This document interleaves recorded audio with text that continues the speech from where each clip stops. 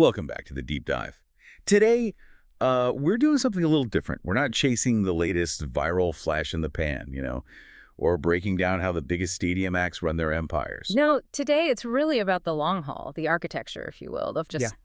sticking around, making a life in music. Exactly. We're diving deep into how a band survives, how they play the long game in rock and roll. Specifically, we're looking at the incredible persistence of the Figs. Yeah, it's a fascinating case study, really. It touches on professional flexibility, knowing who to work with, and maybe most importantly, knowing when to just take control yourself.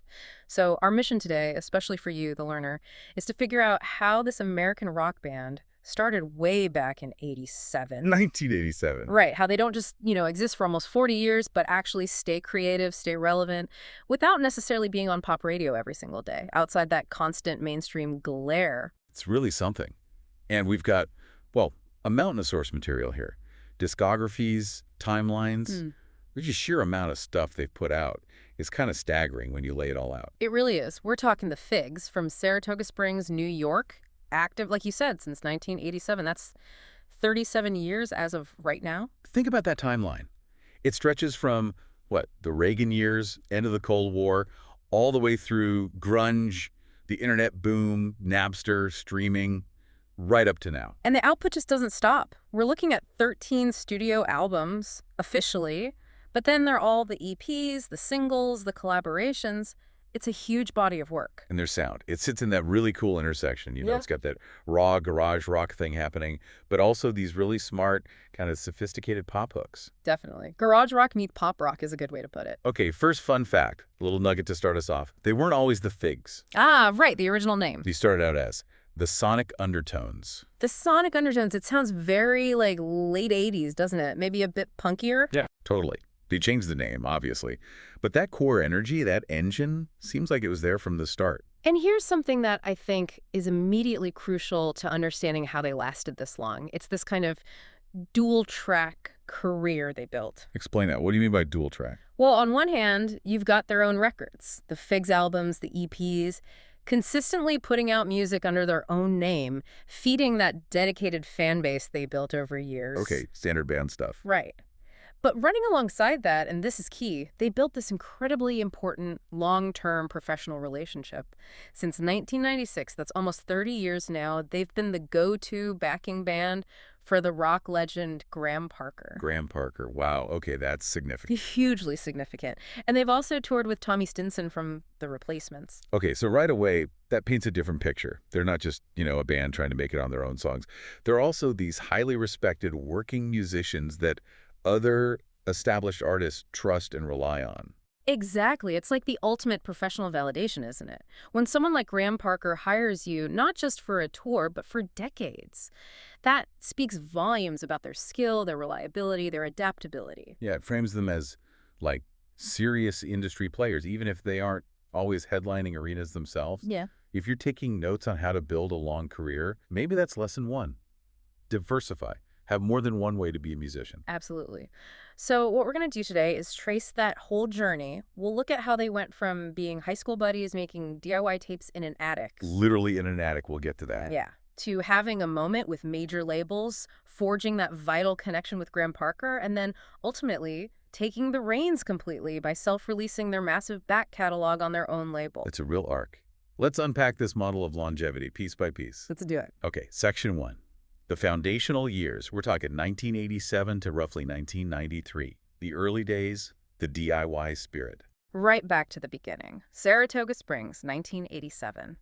And it's pretty much the classic garage band story, It starts with friendship. Mike Dent on guitar, Pete Donnelly on bass, Guy Lyons on drums. And the key thing is, they all went to high school together. Yeah, and that shared history, that bond you forge when you're teenagers starting something together. I mean, sometimes that's the glue that holds a band together through everything else. Bad tours, label problems, whatever. If that core friendship is solid. It gives you something to fall back on. Yeah. But interestingly, the lineup wasn't totally stable right out of the gate. There were some early shifts. That's right. Guy Lyons, the original drummer, he actually left the band for a little while in 1989. Okay, so just 2 years in, who replaced him? Pete Hayes came in on drums. Got it. P. Hayes. But here's where you see that adaptability thing start to emerge really early on, because Lions came back in 1992. Ah, okay. So, awkward situation. Did Hayes get pushed out?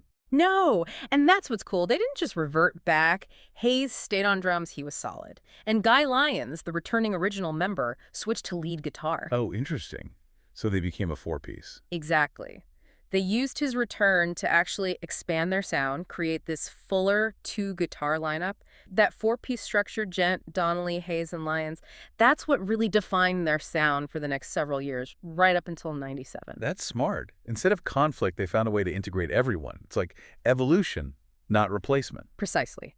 And this period, especially 92, 93, this is where that DIY, do-it-yourself ethic really shines. Our source material calls their first records monuments to self-sufficiency. And they really were. We're talking cassette releases. Remember cassettes? Oh yeah, the ultimate indie format back then. Cheap to make, easy to sell at shows.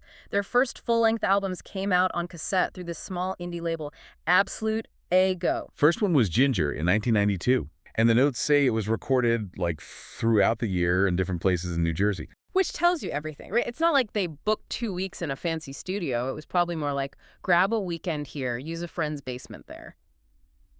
Guerrilla recording, basically. Whatever it took to get the songs down. Yeah. But the next one, 1993's Ready, Steady, Stoned.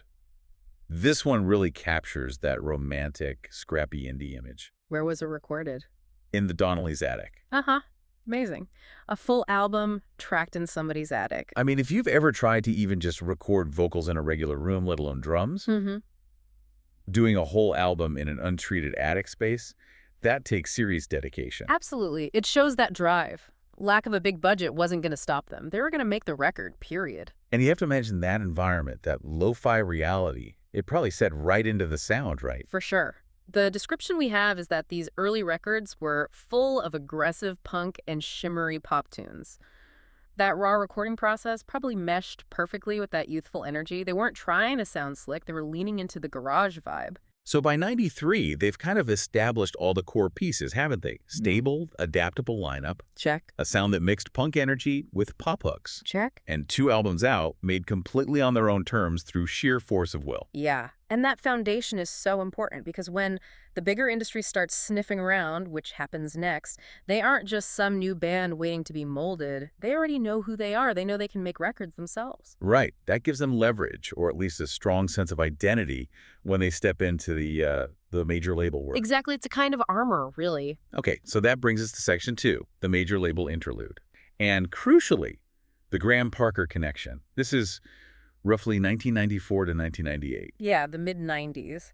And with that groundwork laid, that buzz they'd built themselves, it's kind of inevitable that bigger labels would notice. Time to step up. First stop was Imago Records. Right. They signed with Imago, and that led to the 1994 album Lo-Fi at Society High. Lo-Fi at Society High. I love that title. It's great, isn't it? It's like they're acknowledging their roots even as they're moving into a, slightly higher society situation with a bigger label. Did it work? Did you get them more attention? Yeah, the sources say it definitely generated wider recognition and deepening industry interests. It was the next logical step, the launch pad. And that launch pad took them, very briefly, to Capitol Records. Capitol, one of the big ones, a legacy label. But as often happens in this business, right? Yeah. Their time there was short. Impactful, maybe, but short. Very short. And this is, I think, a really important lesson for you, the learner, about just how volatile the major label world can be. In 1996, they released Banda Macho. Banda Macho, okay. And that turned out to be their only album for Capitol. Wow. One album and done. Pretty much. It's that classic major label story, right? If the first record doesn't immediately explode commercially, the label often just cuts bait, moves on to the next thing, the investment disappears. So you see that instability really clearly there. One album deal, boom, gone. High risk, high reward, I guess. Exactly. But, and this is a huge but, the silver lining of that whole Capitol experience turned out to be massive for their future. It was during that time that they connected with Graham Parker. The legend himself. How did that happen? Was he on Capitol too? Yeah, Parker was also signed to Capitol around then. And the source material, interestingly, calls him a forgotten man at the label at that time. Meaning, like, Capitol wasn't really pushing his records. That's the implication. An established, respected artist, but maybe not the current priority for the corporate machine. And it seems like maybe that shared experience, both the Figs and Parker feeling a bit underappreciated or misunderstood by the label, is what drew them together. They found kindred spirits. That makes perfect sense. This younger band, full of talent, maybe feeling chewed up by the system, connects with this veteran artist who's maybe feeling a bit sidelined himself. Yeah, and Parker, recognizing their talent, their energy, their musicianship, it just clicked. It formed this artistic bond that, as we've said, turned out to be way more valuable and way more lasting than that Capitol contract ever was. So this collaboration with Parker, you'd say this is probably the single most important external factor in their whole longevity story. Arguably, yes. Outside of their own songwriting and drive, absolutely. And we see the proof pretty quickly. The first official documentation of them working together is from 1997 on that Bloodshot Records release, The Last Rock and Roll Tour. The Last Rock and Roll Tour. Okay. And just think about that contrast again for you listening. One album on Capitol, then dropped, versus this artistic partnership with Parker, starting around the same time, 96, which is still going strong in various forms decades later. It's night and day, isn't it? Stability versus volatility. And what did that Parker gig give them, practically speaking? Well, it became a crucial safety net. They weren't just a backing band. They became his backing band, his trusted unit. That means steady touring work, a reliable paycheck, exposure to Parker's dedicated audience. All completely separate from whether their own latest album was a hit or not. It's a parallel career almost. Yeah. Artist track and high-level sideman track. Exactly. A really smart diversification. Now, back inside the band itself, this period also saw the final big lineup change for the core group, right? It did. Guy Lyons, who'd come back and switched to lead guitar, he left the band permanently in 1997. Okay.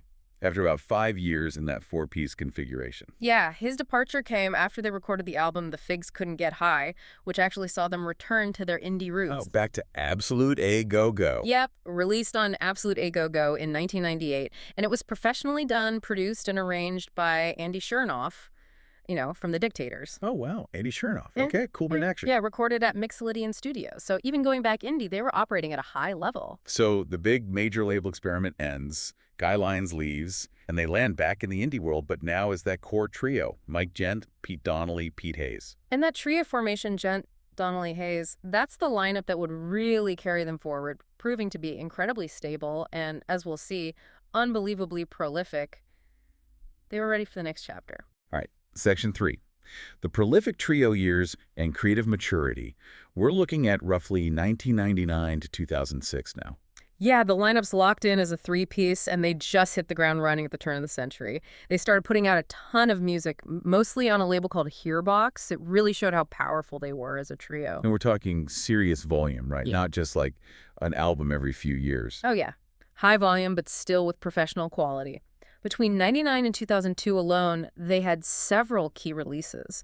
They kicked it off in 99 with an EP called For EP Fans Only. For EP fans only. Love it. Recorded with some quality people, Andy Kravitz, Howard Billerman, mastered at Zippo Recording Studios in Massachusetts. Zippa. Okay, so they're using proper studios now. Definitely moved beyond the attic phase. Absolutely. They figured out how to get professional results within that indie framework. They clearly like Zipper because they went back the next summer, in 2000, for the full-length album Sucking in Stereo. Sucking in Stereo. Great title. Produced and engineered by the band themselves along with Brian Charles. So they're taking more control in the studio, too. Keeping that DIY control, just with better gear. Exactly. Then in 2001, another EP, Badger. This one seemed a bit more pieced together, recorded in a few different spots, Q Division, Amazing Barn, Peligro Audio. Which shows that flexibility again, right? They can make it work wherever they are, likely fitting recording around touring schedules. Must be. And Peligro Audio seems to have become a bit of a go-to spot for efficiency because they went back there later that year and into 2001 to, as the source says, crank out the album Slow Charm. Crank out suggests speed and efficiency. Yeah, working with producer Timo Ayer. So those three releases on Hearbox for EP fans only, Sucking in Stereo, Slow Charm, plus the Badger EP, they really cement the power of that trio lineup. Gent, Donnelly, Hayes, they totally found their groove, super efficient writing and recording, no distractions. Okay, so they're firing on all cylinders as a trio. But the next phase, maybe 2003 to 2006, that's where things get really interesting artistically, right? They start to stretch out. Massively. They move beyond just those tight pop-punk songs. And they did it with two albums back-to-back that are like polar opposites. It was a real demonstration of their range. Let's start with the first one, 2004's Palais. Palais. Yeah, this was a statement piece. A huge, sprawling album. 25 songs. 25. Yeah. Spread over 2 LPs or 2 CDs. Yeah, it was them just letting loose, maturing, basically saying, we don't have to make a neat little 12-song album if we don't want to. It was ambitious. And the recording itself reflected that sprawl, didn't it? It wasn't done in one place. Not at all. They recorded it across 4 different locations. Mike Gent's basement in Providence, Camp Street in Cambridge, Massachusetts, Brick House in Norristown, Pennsylvania, and a place called Palais Royale in Bryn Mawr, Pennsylvania. Wow. So the making of the album was a journey in itself. It really sounds like it, doesn't it? Like they were gathering ideas and sounds from all over. It feels like an album that collected years of road-tested material and studio experiments. They were comfortable enough to just go big. Maximalist figs. Totally. And that artistic ambition also led to something really cool for the fans, a serious collector's item. Ah, the vinyl edition. Exactly. The deluxe silk-screened vinyl version of Palais. It came out in December 2004, released by a label called Sue Intense Records. And it was super limited, only 250 numbered sets. 250 worldwide. That's tiny. Yeah, instant rarity. Came in 3 different vinyl colors too, red, blue, and yellow. When a band does something like that, it's a nod to the hardcore fans, creating this beautiful physical object that's immediately valuable. Right. Builds that collector culture around the band, which could be really important long term. Mhm. Okay, so Palais is the big, sprawling epic. What came next? Well, almost immediately they did a complete 180. If Palais was sprawl, the next record was all about tightness. The follow-up was Follow Jean Through the Sea, right? Released in 2006 on Gurn Blanstein Records. That's the one. And it's explicitly described as taut compared to Palais. How taut are we talking? 10 songs, just over 30 minutes long. Wow. From 25 songs on a double album to 10 songs in half an hour. Exactly. It's like they flexed their maximalist muscles and then immediately turned around and flexed their minimalist muscles. Complete control. Engineered by a team including Pete Donnelly himself, Scott Yanovitz, Jesse Honig, Seth Powell, and produced by the band. That ability to swing between those extremes, Yeah. from epic scope to laser focus, that really shows artistic maturity, doesn't it? They weren't stuck in one mode. Not at all. Total command of their craft. And there's one more piece to this prolific trio era, a kind of late-breaking commercial success story that proves how long the shelf life of their songs could be. Ah, yes, the Lexus commercial. Right. Years later, in May 2013, suddenly a song from that big, sprawling 2004 album Palais gets picked up. The song was Jet d'Adore. And Lexus used it in a national TV commercial for the Lexus RX, that ad called First Sight. Which is amazing, right? A deep cut from an indie double album almost a decade old, suddenly getting this massive mainstream exposure. It's a perfect example of how valuable a back catalog can be. You never know when a song might connect or find a new life through licensing. Yeah. It's the long game paying off again. Absolutely. Great songwriting, properly controlled, holds its value. That's a huge payoff for just sticking with it and owning your work. Okay, that leads us perfectly into the final phase we're looking at. Section 4, taking control, the launch of Stomper Records, and just continued output. This is roughly 2008 to the present day. Yeah, this feels like the culmination of everything they'd learned. They'd done the DIY thing, survived the majors, mastered the indie label world, built the Parker side hustle. Yeah. Now it was time to really consolidate power. Taking full control of their own destiny, basically. Exactly. And the big move here, the ultimate lesson for the learner in securing your legacy, is launching their own record label. They integrated the business side with the creative side. Stomper Records. Stomper Records. Officially launched. And in 2010, the album The Man Who Fights Himself became the first full-length release on their own label. That's a huge step. Mm-hmm. It's not just about putting out a record. It's about owning the means of production and distribution. Totally. And that album itself is significant. Musically, it's described as having crisp pop tunes, so they're continuing that tight, focused sound. But look at the details around it, the cover photo. Yeah, the source notes mention that. It's by Joe Duell. Right, Joe Duell, who was the longtime sound man and caretaker at Cafe Lena in Saratoga Springs. Ah, Cafe Lena, the legendary folk venue. So even as they're setting up their own label, becoming the self-contained business, they're signaling that connection back to their hometown, their local scene, their roots. Exactly. It shows that loyalty, that grounding. Their professional network includes these trusted local figures. It's not some faceless corporate thing. Let's look at the production credits for The Man Who Fights Himself, too. It says produced and mixed by the band, which makes sense for their own label. But the engineering team that listed is pretty big. Pete D., Scott Yanovitz, Barry McGuire, Seth Powell, Scott Rabling, Shane Smith, quite a few names. Yeah, that's interesting, isn't it? It suggests, maybe, that owning the label doesn't mean they do everything in one place. It probably means they're using their network, hiring specific engineers for specific tasks, maybe using different smaller studios for different So it's things. like distributed expertise. Could be. It's efficient. You bring in the talent you need when you need it, pay them for that specific job, rather than carrying the overhead of a massive studio or a permanent large staff. Maximum control, minimum bloat, smart business. And once Stomper was up and running, did the pace of releases stay high? Oh, yeah. If anything, having their own outlet just opened the floodgates. The consistency is remarkable. What came after The Man Who Fights Himself? Okay, so after 2010, we get The Day Gravity Stopped in 2012, then Other Planes of Here in 2015, On the Slide in 2016, Shady Grove in 2019, and the most recent one listed is Chemical Shake in 2022. Wow. That's like an album roughly every 2 to 3 years, consistently for over a decade, Yeah. all while presumably still touring, maybe doing Parker digs. Yeah, it's relentless. It proves that the self-controlled model really works for them. It allows that focus. And crucially, Stomper wasn't just for new albums, right? It became the way to manage their entire past. Bingo. That's where the real long-term power lies. Owning the label means owning the masters, controlling the narrative. They could finally curate their own history. So reissues, compilations. Exactly. Stomper became the vehicle. They put out that essential compilation in 2013, 1,000 People Grinning. The Figs Anthology. Perfect starting point for anyone new to the band. Like the one we're recommending for you, The Learner. That's the one. And maybe even more importantly, they used Stomper to bring their early foundational work back into print, often in better formats.